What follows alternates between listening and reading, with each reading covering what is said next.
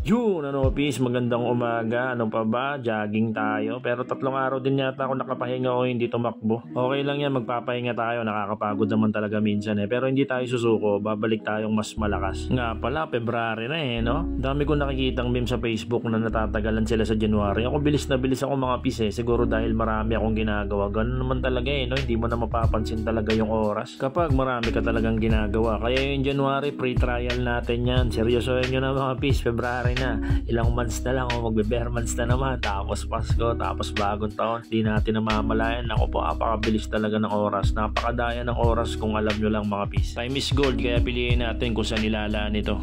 Ito na to, init-init pa, nakaputok-putok pa oh. Ayun na kaming tirang kanin, kaya yan, sinangag natin. Processed foods muna tayo ngayon. Lagi naman tayo pansit eh. Processed food naman. Okay na. At choco mo, master. Sa atin, hot lemon. Kaya Android ako eh. Yun, pagtapos natin mag-almusal mga peace, syempre dadalan din natin si Utol. Inutusan ko na si Raven para hindi na ako bumaba ng motor. Yan nga pala, sasama sa akin yan. Gawa ng mamamalengke kami mga peace. Mag-i-stack ulit tayo ng mga gulay. Stig ka ba? Ha? Stig ka ba, boy?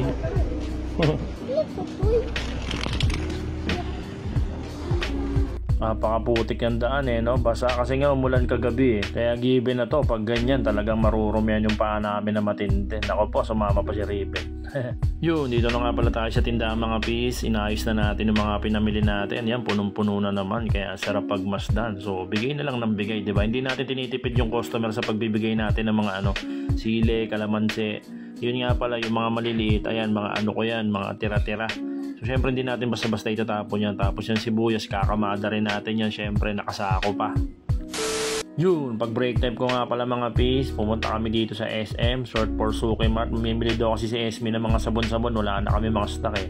At dumiretso na kami dito sa McDo para magmerienda, nagkaayaan na, gutom na lahat eh. So dahil February din ngayon, nag-reset yung cheat day namin. Sa isang buwan kasi mga peace ang namin, 3 beses lang kami dapat mag-fast food. So may 2 beses pa ulit kami para mag-fast food, diba? So ganun lang naman, moderate lang. Balansehin lang natin ng malupit syempre. Meanwhile, yun, ano pa ba? Syempre, balik tayo sa munti nating negosyo mga peace. Ma-share ko lang naman, no? Pansin nyo, araw-araw na ako nag-a-upload. Sa totoo lang, ang hirap mag-isip ng content, ang hirap mag-voice over. Kasi ang ginagawa ko pag edit ko, on the spot voice over yan. So kung ano na lang yun lumalabas sa utak ko, maisip ko, yun na lang din talaga yung sasabihin ko. Syempre, akma. Ganito pala pakiramdam pag sinuseryoso yung pagbablog. Sa dami ko nang ginagawa mga peace, sinisingit ko na lang talaga to. Hindi siya nagreklamo ako kasi sinishare ko lang naman. Kasi gusto ko rin naman yung ginagawa ko. Pansin nyo, kaya nga bawal tamad yung title ng mga vlog ko per episode, diba? Kasi namomotivate din ako para mapakita ko rin sa mga viewers, sa inyo na mga nanonood dyan, na kung sasamahan mo ng dasal, sipag at tiyaga, posible lahat na mangyari, lalo na yung gustong gusto mo, yung pinakapangarap mo sa buhay, diba? Kaya titignan natin mga peace kung saan naabutin yung pagbablog natin na to. Di na bago sa atin yung sitwasyon na ganito na nagsimula sa baba o sa wala. Parang sa negosyo lang din yung peace. Dito sa negosyo ko way back 2020, nagsimula ako nun sa baba, sa wala. Kaya sana pala rin, tiwala lang kay GOD. Kaya trabahong malupit, bawal tamad, ayos, alright!